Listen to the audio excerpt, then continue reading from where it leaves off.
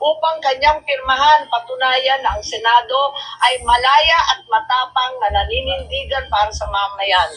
So magandang araw po sa ating lahat at lalong-lalo na sa mga tagsubaybay sa ating mga video.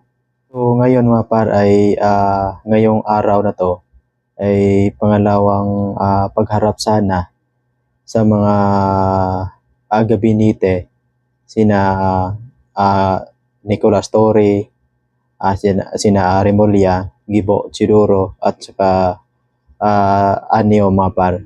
So hindi sila dumating kanina sa Senate hearing. Ano kaya ang dahilan kung bakit sila ayaw humarap sa pangalawang pagdinig, pangalawang Senate hearing? Takutan ba sila or may nagsabi sa kanila na hindi sila humarap sa hearing kanina? Kung wala po silang tinatago, humarap sila sana. Hindi sila matakot. So, siguro alam na siguro nila na lulutuin sila doon sa Senate hearing kasi maraming katanungan si Amy Marcos at lalong-lalo na nandun si Senator Bato de la Rosa. Siguro mga par, natakot po sila sa Senate hearing kasi baka makukulong na sila.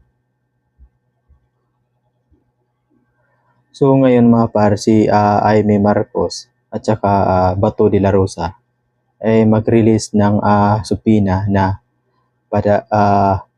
papadalhan ng subpoena yung ayaw humarap kanina sa pagdinig sina General Torre at Anyo at Gibo Chidoro at saka si Remulla mga par. So ito po yung sinasabi ni Amy Marcos mga par. Magandang hapon, Asher. Sino-sino ang mga nais ipasubpina ni Senador Amy Marcos? Magandang hapon naman, June. Halos parehong hanay ng mga executive officials na inimbitahan din noong unang pagdinig ng Senate Committee on Foreign Relations noong March 20 ang hindi dumalo ngayong araw. Karamihan dyan, o particular yan, yung mga kalihim ng mga kaukulang ahensya at kahit nga yung mga representante ng bawat mga government agency na yan ay hindi rin humarap sa komite.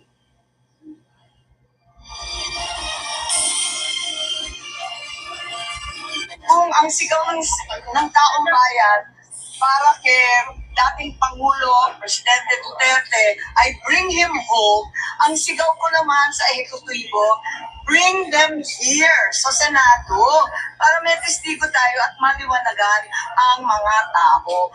Halos walang dumating na mga opisyal ng mga ahensya ng pamahalaan sa ikalawang pagdinig ng Senate Committee on Foreign Relations ngayong araw. Kaugnay ito ng investigasyon sa pagpapasuko ng pamahalaan kay dating Pangulong Rodrigo Duterte sa International Criminal Court o ICC.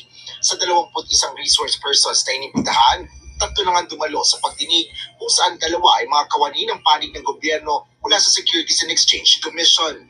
Alinsunod sa sulat ni Executive Secretary Lucas Bersamin, hindi na nagpunta ang mga admin officials, pangunahin ang ilang cabinet members ni Pangulong Ferdinand Marcos Jr. Partikular Siguro mga paratakot na sina Nicolas Torre, Gibo Chidoro, Remulla at saka si Anyo. Naman ni Senador Amy Marcos na hindi maaaring gamitin ang executive privilege. Ayaw nila humarap nga para kasi alam nila na wala silang may sagot na tama. Ang mga subpoena na hinanda Kaya natakot sila na baka kailangan kasi pirmahan ng lahat makukulong na sila ng ating Senate President Chis Escudero. Kailangan pirmahan ng lahat ito pagkat absent silang lahat ngayon. Upang kanyang pirmahan patunayan na ang Senado ay malaya at matapang na naninindigan para sa mamayan. So yun po mga par. hindi dumalo kanina yung mga gabinete na pinapatawag sa Senado.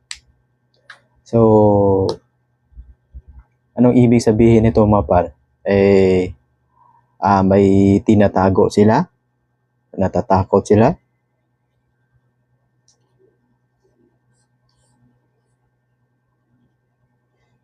Kasi, totoo naman na illegal po yung pag-arrest nila kay Duterte upang ihatid nila doon sa ICC. So halatang natakot po sila kaya ayaw nila humarap sa pangalawang pagdinig.